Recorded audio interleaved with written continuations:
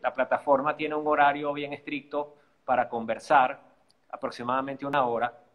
Entonces, bueno, arranquemos un poco con esta conversación y aprovechemos que nos vas a dedicar 1 hora de tu tiempo aproximadamente para, para ampliar nuestro conocimiento sobre los temas de gobierno corporativo y sobre todo lo que hace Estratego, que es el tema de reputación y marcas, ¿no? Y cómo establecer esa asociación entre gobierno corporativo y cómo construir la reputación de la marca. Pero, Rafa, antes de empezar, danos un background de tu trayectoria.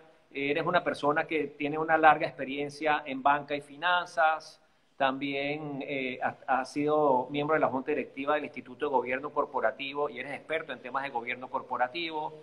A través de tu empresa consultora, pues no solo haces trabajos para empresas familiares, todo lo que tiene que ver con negocios de empresas familiares, sino también las estructuras de gobierno corporativo para ese tipo de empresas.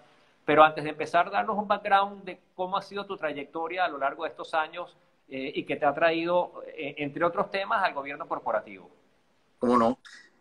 Bueno, básicamente una experiencia, como tú mencionabas, bancaria, 20 años de experiencia en la banca, en diferentes roles, sobre todo asociado a la parte más financiera de la banca, CFO, tesorero, banca privada, ese tipo de trabajos en bancos internacionales, experiencia en varios países. Y bueno, ya con muchos años aquí y básicamente, pues, como mencionas, posteriormente a eso, comencé una práctica de asesoría y consultoría de hace unos 5 años, fundamentalmente en el tema de las finanzas, o sea, empresas familiares, en temas financieros. Y bueno, como las cosas que van pasando en la vida te van dando vueltas, además de eso estoy involucrado con temas asociados a intervenciones, liquidaciones bancarias a través de las superintendencias, donde de por sí hay una experiencia interesante sobre los temas de gobierno corporativo. Y también comentaste, estuve en la Junta Directiva del Instituto de Gobierno Corporativo, pero también he estado en la Junta Directiva de varias entidades, Scotiabank en Panamá y en Costa Rica, Sí. una empresa financiera local y en Estratego mismo. Así que básicamente experiencia en varias juntas directivas y en el pasado también con la Bolsa de Valores, con la Team Clear y con otras entidades financieras también he estado en las juntas directivas. Así que ese ha sido un poco el tiempo, la experiencia que llevo en todos estos años. Buenísimo, Rafa. Así que te vamos a exprimir hoy. Vamos a tomar todo ese conocimiento y toda esa experiencia que tienes.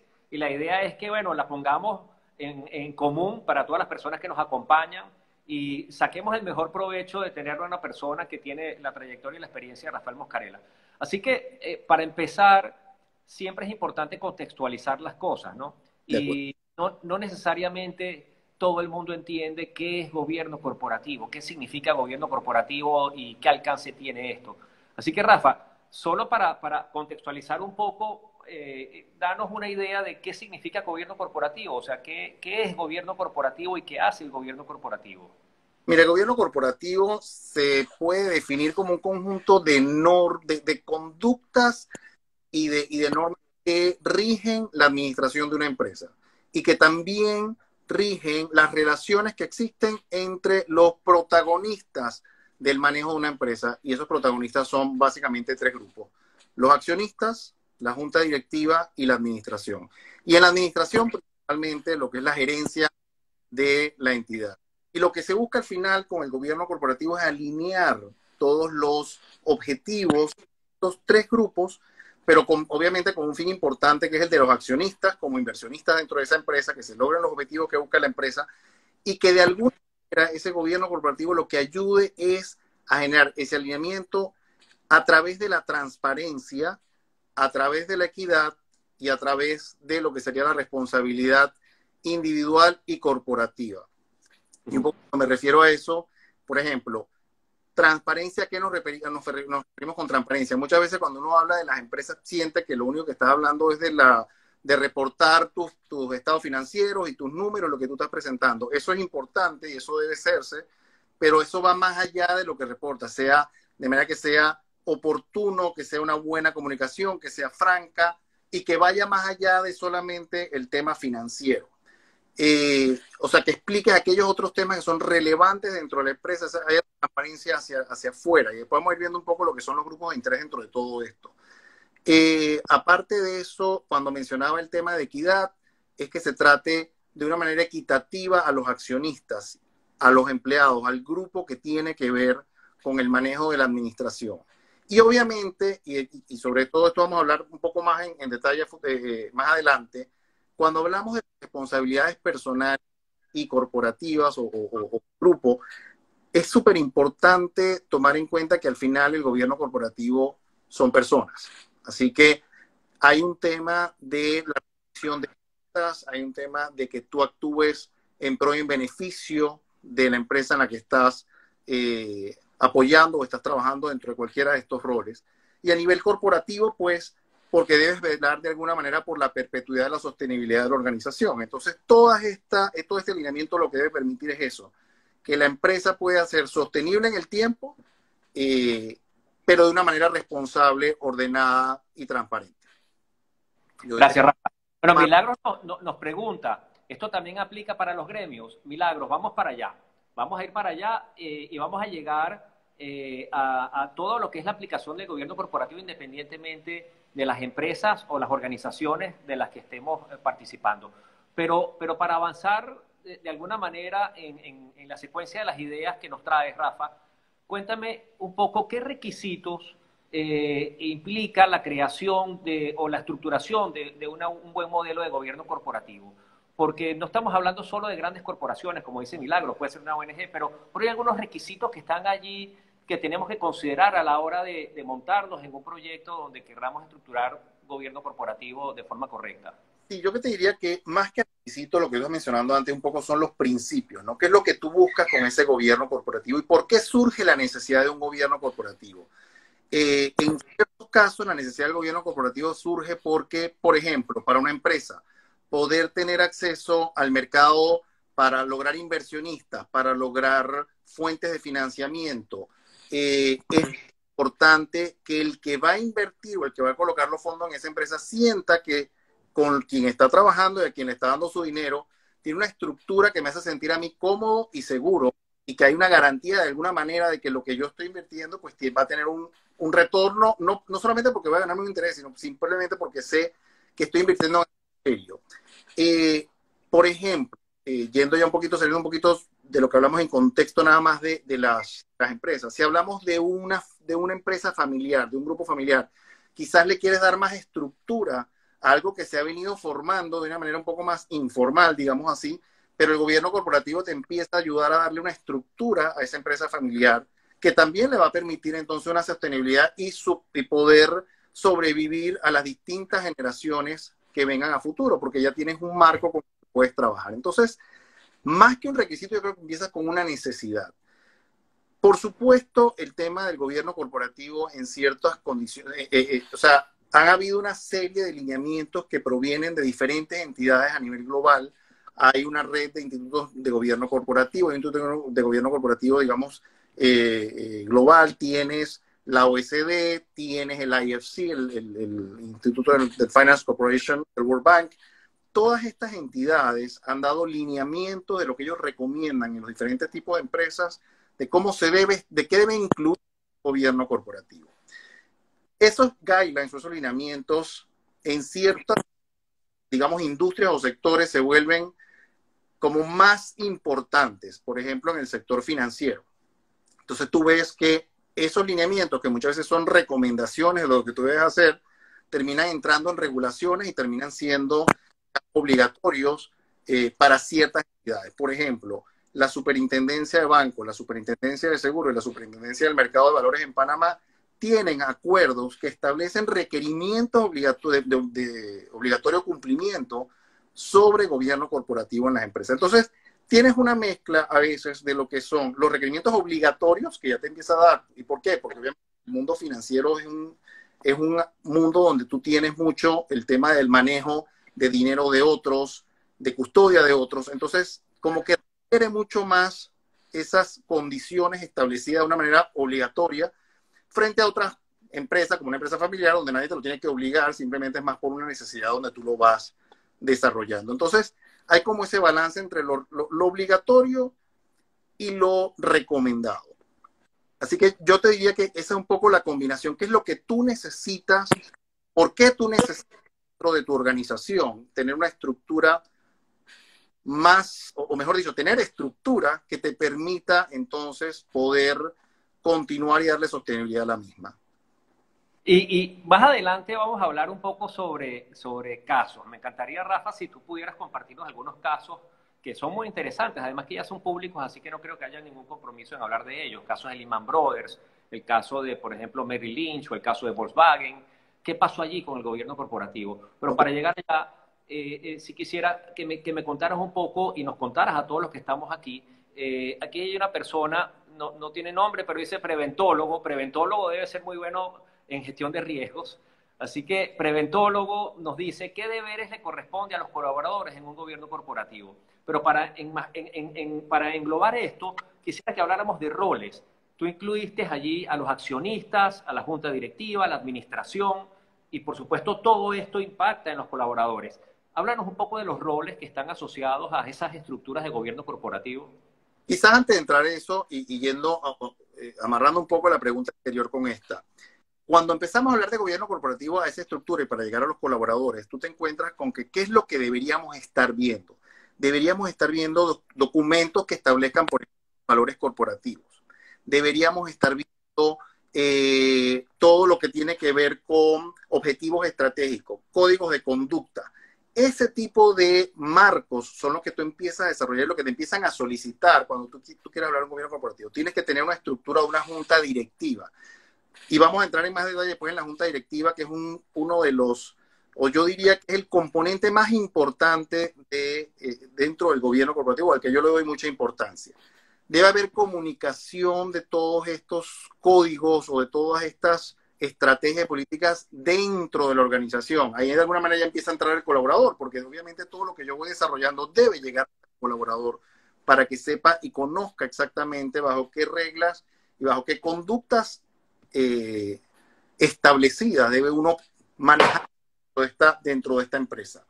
Las asignaciones de las responsabilidades, qué le corresponde al accionista, qué le corresponde a la junta directiva, qué le corresponde a la administración, a la gerencia y a todo el grupo. Y empezar a ver cuáles son los otros elementos que usualmente son condiciones importantes.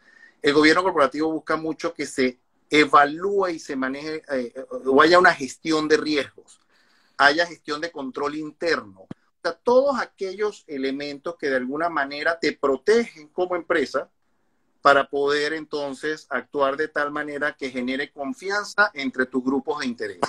Y cuando hablamos de grupos de interés, entonces ya salimos de estos tres roles que hablamos y empezamos a hablar entonces de los clientes, de los proveedores, de los reguladores. En ocasiones el propio empleado es un grupo de interés dentro de la organización. Y así vas armando como este ecosistema de lo que está relacionado con el concepto del gobierno corporativo. Buenísimo. Classic Crespo, que nos sigue aquí, está dentro de las personas que nos acompañan el día de hoy. Bienvenido, Classic Crespo. Nos pregunta, ¿cómo el gobierno corporativo puede responder ante una crisis de relaciones públicas para mantener la reputación de la empresa de forma positiva? Hablaste del tema de gestión de riesgos. Ese es un tema fascinante, es un tema en el que Stratego ha venido trabajando durante los últimos 10 años. Y por supuesto que cuando se materializa el riesgo en una crisis, seguramente que las estructuras de gobierno corporativo deben incidir allí. Y para llegar allí me imagino que el eslabón más importante es la junta directiva, que al final es quien va orientando la toma de decisiones en el medio de una crisis. Pero no todas las juntas directivas son operativamente eficientes, ágiles o tienen la misma manera de entender el gobierno corporativo y su rol ante una crisis. Cuéntanos, Rafa, cómo es conveniente, cómo se hace para establecer una junta directiva lo más efectiva posible y qué rol juega la diversidad, porque hoy día también creo que hay leyes que establecen cómo se conforman las juntas directivas, etcétera, ¿no? Háblanos un poco sobre cómo cómo conformar una junta directiva efectiva, eficiente y el valor de la diversidad. Mira, no olvidemos que tú partes, sobre todo en empresas donde hay un grupo de accionistas, partes de este grupo de accionistas para proponer una junta directiva. O sea, entendamos que los accionistas montan una empresa. Si queremos pensar un poco en la evolución del gobierno corporativo, los accionistas normalmente montan una empresa, deben determinar quién es una junta directiva y quién es su gerente general.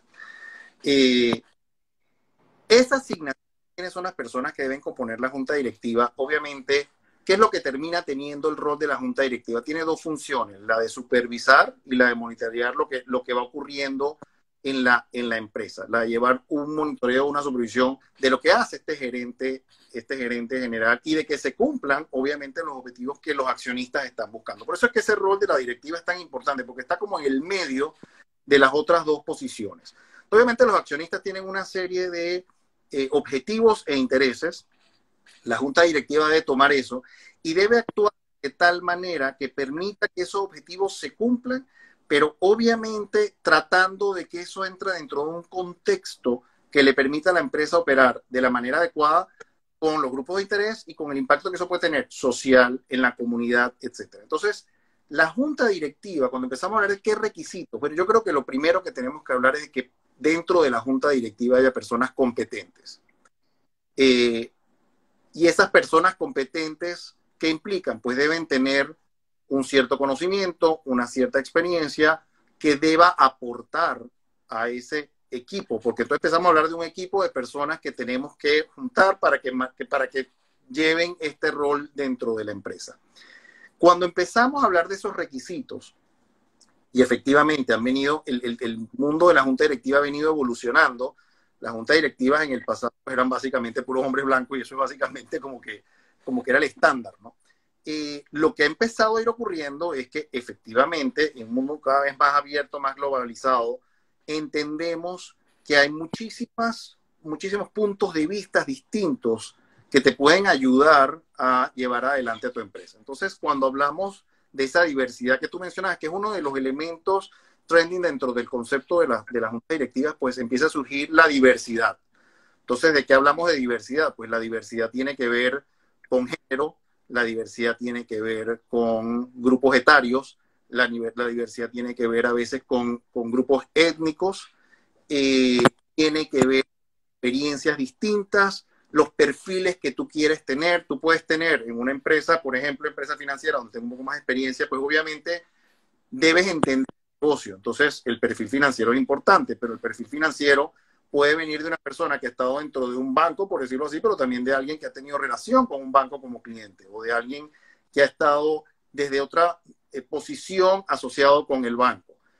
La visión de, por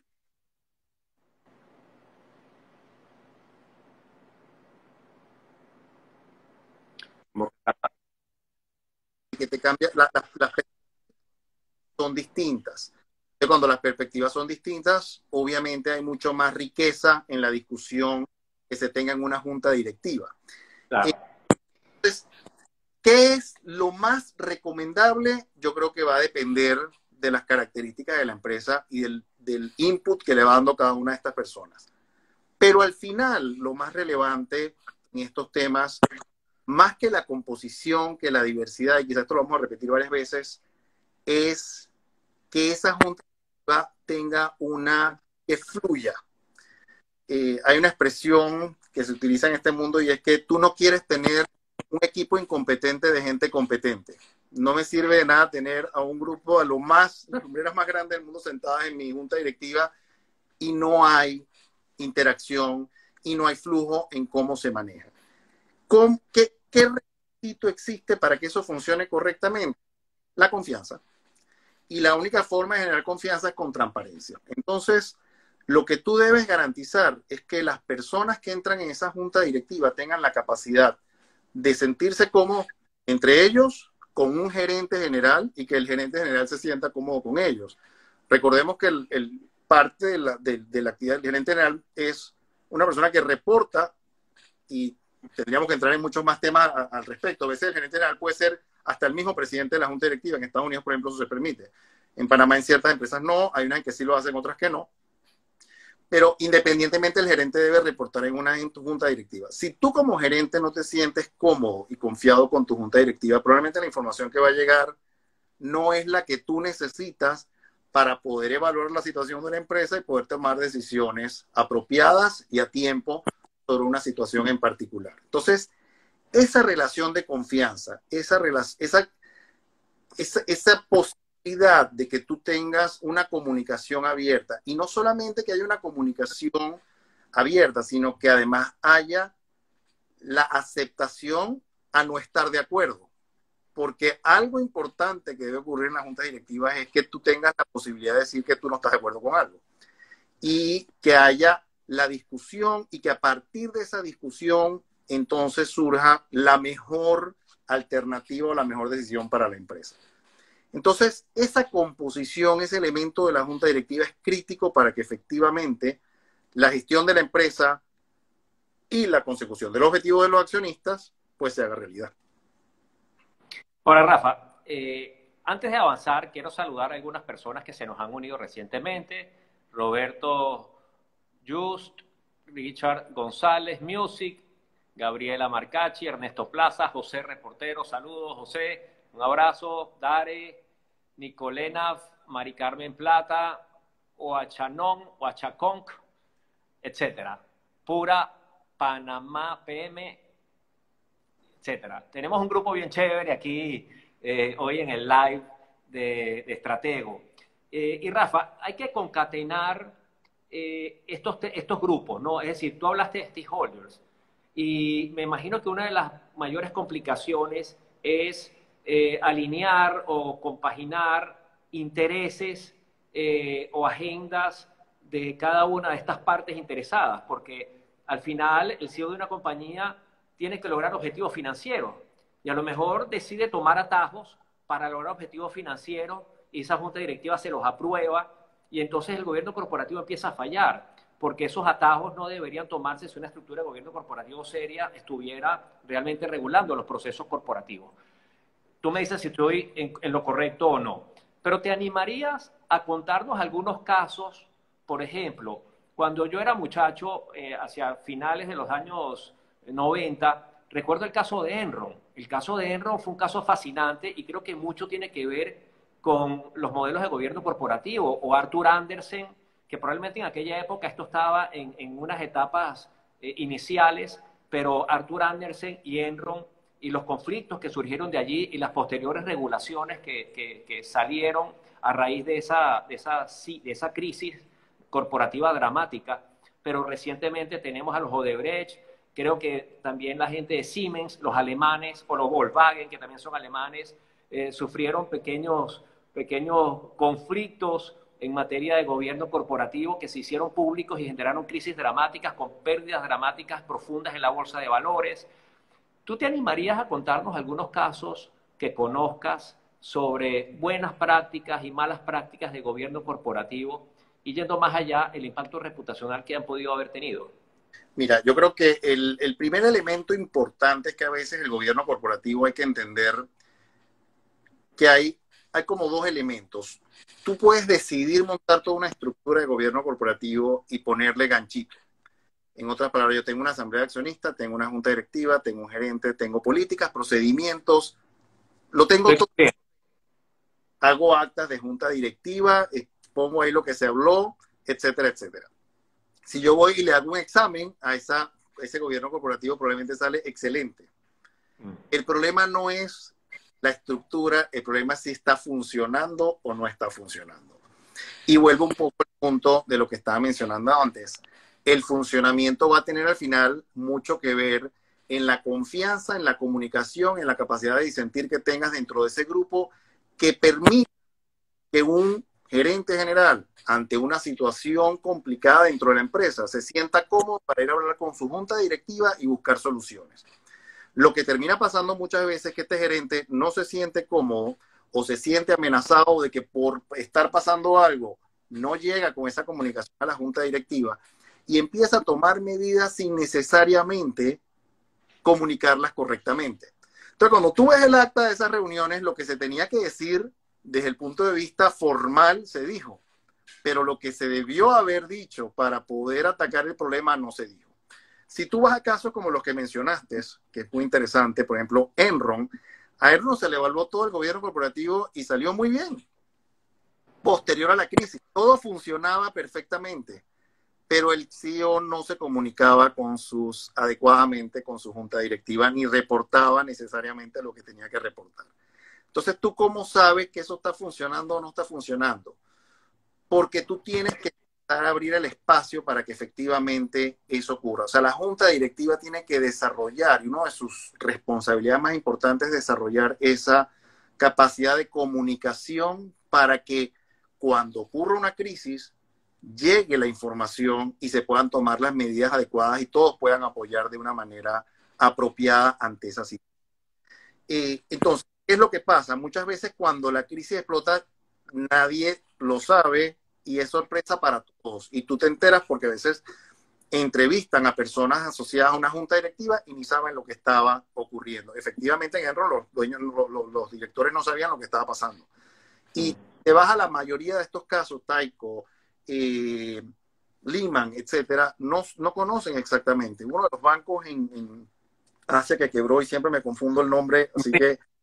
Merrill Lynch. ¿Perdón? No, se fue el nombre, pero ellos, por ejemplo, había un trader que empezó a hacer transacciones, se le complicó el asunto, empezó a duplicar la transacción para ver si podía recuperar, nunca recuperó, quebró el banco. Lehman Brothers. En Lehman Brothers pasó algo parecido, pero era otra cosa, era otro tipo de operaciones. Entonces, ¿qué es lo que termina pasando? Que si no hay la comunicación para voltearte y decir, está pasando esto, ¿qué acciones tomamos? Y te lo escondes, eso se crea una gran bolera, al final explota y nadie lo sabía. Entonces, al final, es un tema de ir en el momento oportuno a presentar la información adecuada para poder tomar las decisiones. Y cuando ustedes manejan el tema de crisis y el tema de cómo manejarlo frente a los stakeholders, se basa en el mismo concepto, no es esconder el problema, es afrontarlo, tomar las medidas correctas y demostrarle al público que tú en verdad lo puedes hacer y lo puedes resolver. Entonces, aquí el concepto es muy parecido. Tú tienes que lograr que esa junta directiva sea operativa desde el punto de vista de comunicación con tu gerente para que la información llegue. Yo, como te digo, en esta práctica de los bancos, de haber intervenido o haber liquidado bancos, te pasa lo mismo. Tú evalúas el gobierno corporativo y ahí no había mayores problemas desde el punto de vista de poner los ganchitos de lo que se está mal. Pero los temas relevantes no se hablaban. Entonces, ¿cómo logras tú que el tema relevante se hable?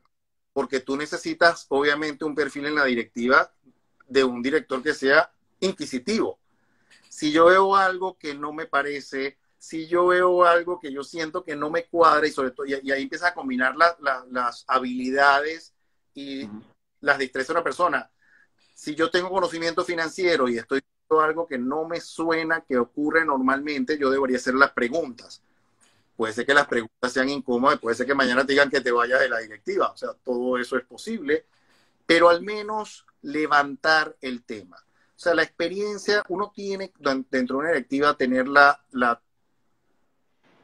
seguridad de poder cuestionar, de poder opinar, de poder decir con qué estás de acuerdo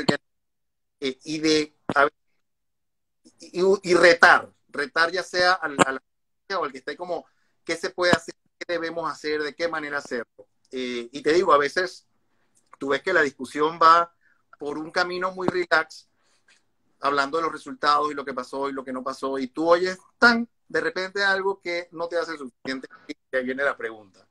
Y es donde tú, oye, y en este punto, a veces te das cuenta que la respuesta es que acabas de tocar en el punto más complicado que tenemos y de la reacción del gerente, pero bueno, empieza a salir la información. Y cuando sale la información, entonces ya la comunicación es otra, la discusión es otra, la búsqueda de respuestas es distinta. O sea que ese al final es el elemento clave. ¿Cómo hacer que este grupo que tú tengas ahí sea efectivo? Entonces, una recomendación ¿Perdón? es que dentro de la estructura de la junta directiva hablaste antes, haya diversidad, no solo de género, sino probablemente hasta que sean multidisciplinarios, ¿no? Y siempre tiene que haber un incómodo, Rafa. Es importante que siempre esté el incómodo del grupo para que sea el que va metiendo las espinitas en donde considera que algo no está completamente bien comunicado o bien compartido. Y obviamente esa persona, porque tú no quieres a alguien que simplemente sabotee, porque yo creo que hay que tener una diferencia. Es alguien a quien le importa la empresa y por esa razón las preguntas que tiene que hacer. O sea, tú siempre debes, tú tienes un doble rol, tú tienes que estar alineado y tienes que entender cuándo debes apoyar y cuándo debes cuestionar. Cuando uno lee casos interesantes sobre el tema de gobierno corporativo, a veces hay ideas de productos que llegan y dicen, pasa con farmacéutica, aquí esta es la idea de producto que yo quiero desarrollar, y hay sectores que te dicen, no lo veo. Y no lo veo y no han entrado, y resulta que de ahí se les presentó otra oportunidad, en esa entraron y se hicieron millones de dólares. Cuando la primera idea, si tú ves empresas que entraron en esa idea, al mismo tiempo no le fue bien. O sea, alguien ahí tiene que estar cuestionando y sentir que efectivamente hay algo que te incomoda, si ese fuese el caso. Pero como te digo, no es cuestionar por cuestionar, ni voy a ser entonces el que critico todo lo que está pasando, porque esa es la forma de demostrar que yo soy activo. No, yo creo que es cuando efectivamente el tema requiere que tú cuestiones y consigas las respuestas correctas, o al menos se levante la inquietud, porque muchas veces no tienes la respuesta, pero levantas la inquietud o haces que el gerente general tenga que ir, volver, evaluar con su equipo de trabajo, regresar con una propuesta, y ahí la discusión es distinta. O sea, muchas veces te llegan con una propuesta, lo que tienes que decir es, presentarme un caso de negocio, veamos si esto tiene sentido. Y a veces al lanzar bien los números no tiene sentido y muere ahí. Entonces, es súper importante ese elemento. Cuando hablamos de eso y hablas de la diversidad, lo que te empieza, efectivamente la diversidad te ayuda muchas veces a que la gente tenga visiones distintas y por lo tanto tenga la posibilidad de cuestionar más. Si todos pensamos igual y a mí me convences del tema, probablemente a los otros 5 los estás convenciendo del tema. Si tenemos visiones distintas, si yo conozco del tema pero no tanto, probablemente tengo más preguntas que el que conoce.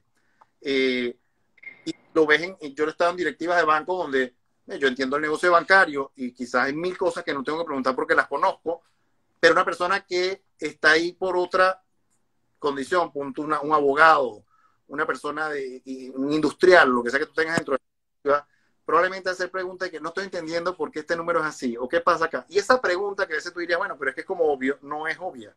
Y de ahí sale información que te genera la posibilidad de mayor análisis. O sea que por eso es importante la diversidad.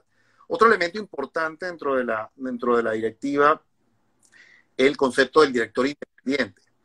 Porque, ¿qué pasa? Cuando todos los directores son solamente accionistas o relacionados con el tema, o si en la directiva tuvieses a muchas personas que son de la propia parte administrativa y gerencia, tú no te cuestionas necesariamente todo lo mismo que tú haces. En la medida que personas externas que tienen la capacidad, la posibilidad de ver la situación desde otra perspectiva, con una responsabilidad distinta, porque el director independiente tiene una responsabilidad más allá, que es, sobre todo en empresas donde hay accionistas minoritarios, garantizar que todos los accionistas tengan que haya equidad, lo que yo mencionaba antes sobre información, sobre sus derechos, etcétera.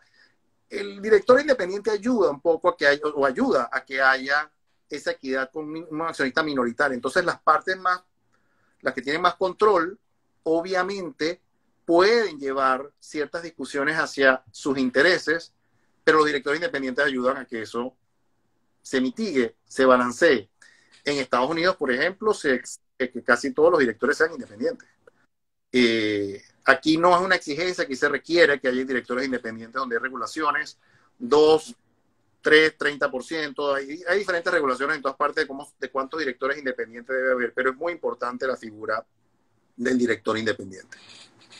Rafa nos dice, saludos a Ernesto Plaza, Antelo, Gabriela, Mola, Carla, bienvenida, Carlita, Carlos Pacanins, Rosemary. Bueno, Ernesto nos pregunta o nos afirma, pero también para ponerlo en la conversación. Dice Ernesto, cuando el CEO pierde la confianza de la junta directiva, esta empieza a actuar como una junta administradora y empieza a gerenciar el día a día. Me imagino que se refiere es cuando la junta directiva pierde confianza en el CEO. Pero esa correlación de confianza, y tú hablaste de confianza, y la confianza es un activo intangible. cómo se crea, cómo se produce ese proceso de generación de confianza, no solo internamente entre los actores claves del gobierno corporativo, sino los stakeholders en general. Pero ¿qué pasa allí cuando la junta directiva pierde la confianza en el CEO o incluso el CEO se desconecta de la visión de la junta directiva? Mira, eso puede ocurrir, ocurre de hecho en muchas empresas, y parte de las empresas que han fracasado tienen ese cortocircuito entre la gerencia y la junta directiva. La pérdida de confianza puede venir por diferentes factores. Y yo llego a presentar como gerente en una junta directiva y yo me encuentro con una pared. O sea, si yo voy a hablar o me encuentro con una junta directiva completamente indiferente, yo puedo estar diciendo que van allá simplemente porque yo soy miembro de la directiva, oigo el cuento, ganchito, ganchito, nos vamos. Llega un momento que tú como gerente tampoco tienes ningún interés en presentar o en ir más allá en esa discusión porque no tienes el feedback. Entonces, yo creo que por eso es súper importante el perfil de esas personas que tengas ahí. De nada te sirve tener a los directores, como te decía antes, competentes si no están interesados. Claro. Si no van a las reuniones, porque no es que vas a asistir porque tienes que asistir y vas a ponerte en la lista. Simplemente asistes porque se espera que tú aportes dentro de la reunión.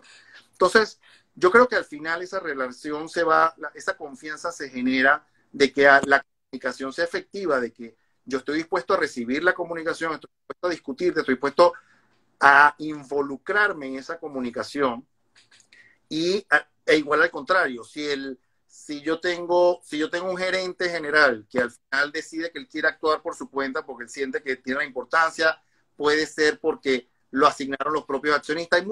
Hay muchas situaciones que se pueden presentar con la posición de la gerencia general y él no siente, o estos accionistas cometen el error de que se comunican directamente con el gerente y saltan a la junta directiva. Entonces, la junta directiva como que no le importa lo que está pasando allá abajo, el gerente general tampoco se involucra. O sea, hay que evitar que ocurran ciertas situaciones. Cuando hay facciones, por ejemplo, en la junta directiva, hay un grupo que piensa una cosa y otro que piensa otra cosa, entonces se hacen mella por detrás. Eso te destruye la confianza y la discusión y eso afecta hacia abajo, hacia la gerencia general y hacia los accionistas, la asamblea accionista y hacia el gerente general. Entonces, es ese trabajo de integración de esa junta directiva. Y ahí hay un rol importante, obviamente, de la persona que empieza a llevar el rol de presidente de la junta directiva, porque no es nada más el presidente porque es un presidente, un secretario, un tesorero, un presidente que parte de su labor es garantizar que haya una dinámica en esa junta directiva, entender qué está pasando, cómo actúan, cómo generas tú la discusión para que las cosas se lleven adelante. Otro elemento importante que ayuda a todo esto y que es algo que cada vez se requiere más es hacer evaluaciones de la junta directiva, que los propios miembros y terceros evalúen el desempeño de esa junta directiva. Entonces, cuando tú empiezas a ver los comentarios de ahí lo que sale, probablemente dices, wow, aquí o mejoramos en esto o al fin y al cabo esto no va a funcionar. Es importante que exista esa comunicación para poder trabajar de la manera apropiada y, como decía al principio, lograr los objetivos que se quieren de esa organización. Entonces, es un tema, y volvemos a lo que decía al principio que iba a decir muchas veces, es un tema de gente. Las personas que están ahí deben estar ahí porque se comprometen realmente a ejecutar la labor que tienen que hacer. Y esa es el que va a ayudar a que se desarrolle la confianza hacia los accionistas y la confianza hacia el gerente general. Y que ese alineamiento de los tres grupos funcione de manera adecuada para lograr los objetivos de la organización. Ahora, Rafa, esta conversación se llama la importancia del gobierno corporativo para la reputación.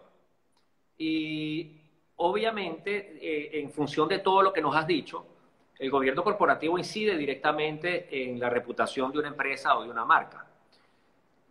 Con tu experiencia, si yo te preguntara a ti, vamos a calificar del 1 al 10 en promedio, en tu experiencia, ¿qué tanto valor o qué prioridad le dan las juntas directivas al impacto reputacional que tienen sus decisiones? Es decir, cuando estas juntas directivas toman decisiones, establecen una visión de trabajo, realmente contemplan los riesgos reputacionales, cuando toman una decisión importante, ¿están viendo el impacto que tiene en la reputación o no?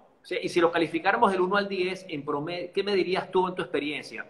Yo creo Realmente la reputación está en la conversación. que la mitad, en un 5.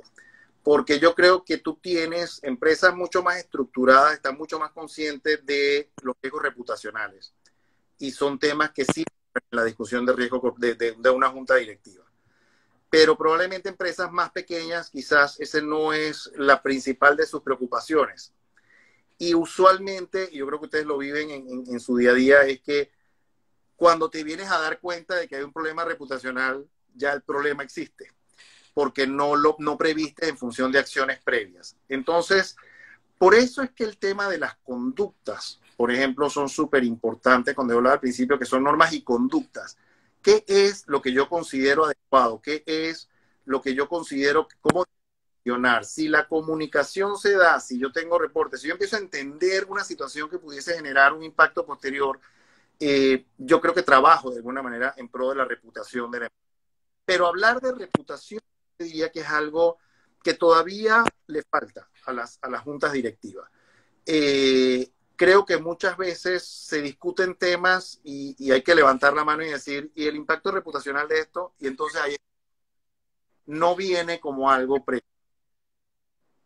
La, Rafa, o el impacto reputacional o el impacto reputacional de no decidir sobre algo, ¿De porque acuerdo? también no solo la decisión, sino es Por la no decisión sobre algo que probablemente para una de las personas en la junta directiva es fundamental porque está viendo desde su perspectiva algo que puede afectar el negocio, pero el resto no lo está viendo. Esa no decisión también puede implicar un riesgo reputacional.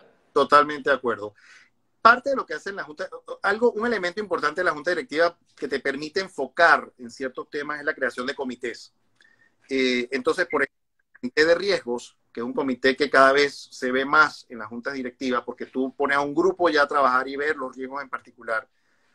Cada vez más en esos comités de riesgos, el riesgo reputacional empieza a estar presente.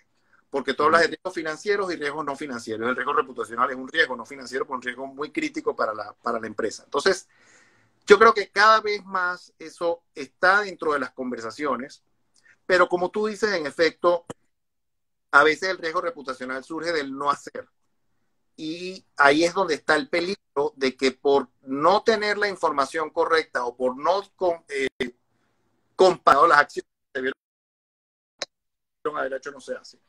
Entonces, al final, vuelves a lo mismo. En la medida en que tú tengas la confianza y la comunicación entre las partes, tú vas a tener todos los elementos, toda la información necesaria para poder actuar o dejar de actuar. En ciertas ocasiones es dejar de actuar para evitarte el riesgo reputacional de la manera apropiada. Entonces, sí creo que, y de hecho, cuando hablamos de gobierno corporativo y reputación, como te decía al principio, uno de los grandes propulsores de gobierno corporativo es la posibilidad de conseguir financiamiento a más bajo costo, a conseguir inversionistas nuevos.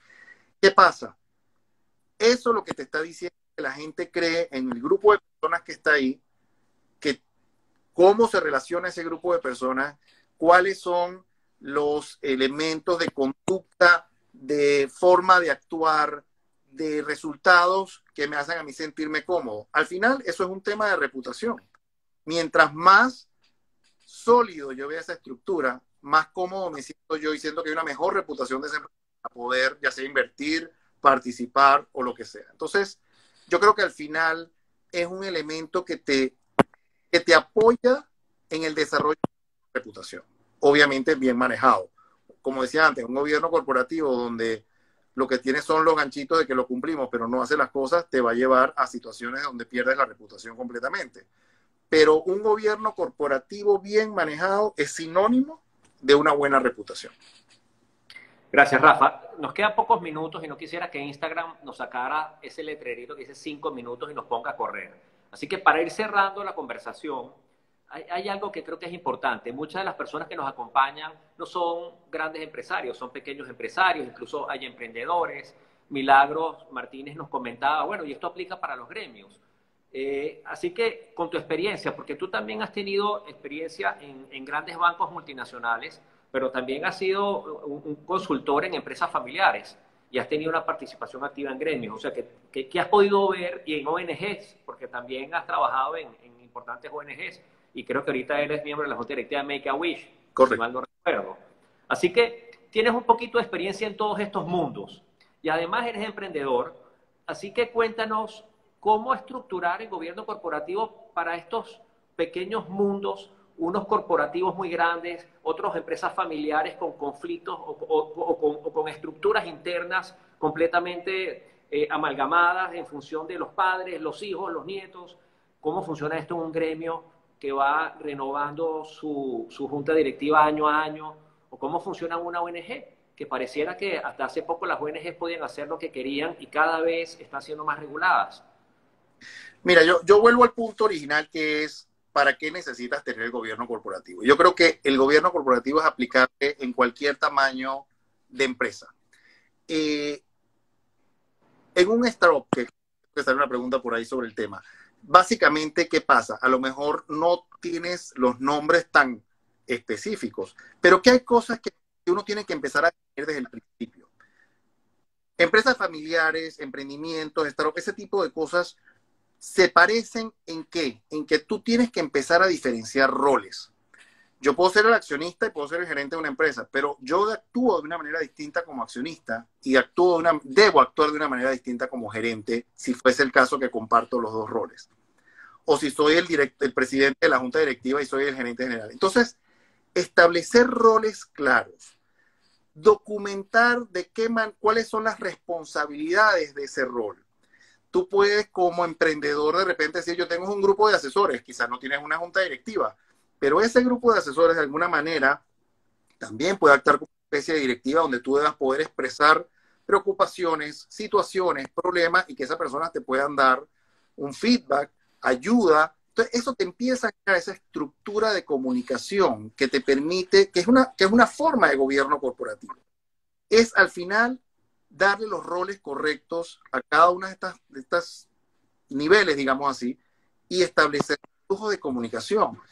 Tú hasta en un emprendimiento, hay cosas que a veces están en la cabeza de uno y que uno no las escribe, pero deben estar escritas, y es, ¿cuáles son mis estándares para yo poder actuar? ¿Con quién quiero trabajar y con quién no quiero trabajar?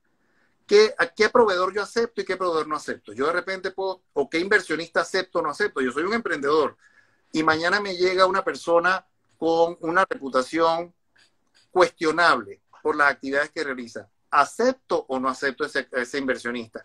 Esos criterios son parte de tu gobierno corporativo. Si yo soy una persona que de por sí soy claro en que yo para recibir fondos tengo ciertos criterios, el inversionista que venga conmigo se va a sentir más cómodo si yo tengo eso claramente definido, así no lo tengo. Porque yo no me quedo en la misma silla de la persona que mañana es cuestionada. Ni tú como emprendedor quisiera mañana estar cuestionado por la persona o el inversionista que tienes dentro de la empresa. Entonces, esos elementos desde el principio es importante irlos estructurando. Entonces, no es que yo tengo que invertir en ver cómo monto una directiva pero sí cuáles son los lineamientos sobre los que yo opero. Y eso empieza a darle forma. Entonces, en la medida que tú vas creciendo, ya tú tienes como una columna vertebral sobre la cual tú vas montando el resto de las piezas. En la familia pasa lo mismo. Los grupos familiares, por ejemplo. Los grupos familiares van creciendo, a veces tienen eventos de liquidez. ¿Cómo manejar todo esto? Bueno, probablemente tú tienes que empezar a desarrollar protocolos familiares. Entonces, con tu protocolo familiar, tú defines una serie de pautas y ¿cómo se llama esto? De referencias de cómo debes operar. Pero a partir de ese protocolo familiar, tú entonces desarrollas las diferentes estructuras. Entonces hay un consejo familiar y si hay negocio, entonces empiezo a montar una junta directiva que vea el tema de negocios y otro que vea los temas de inversiones, eso va creciendo. Entonces, yo creo que al final es definir las bases o las pautas sobre las cuales tú quieres operar. Organizaciones sin fines de lucro. Siempre se piensa que una organización sin fines de lucro es algo más informal. No, la organización sin fines de lucro debe ser igual de formal. Tú debes tener un director ejecutivo que maneja el día a día de la operación, pero tú debes tener a una junta directiva que está ahí para apoyarte en la toma de decisión.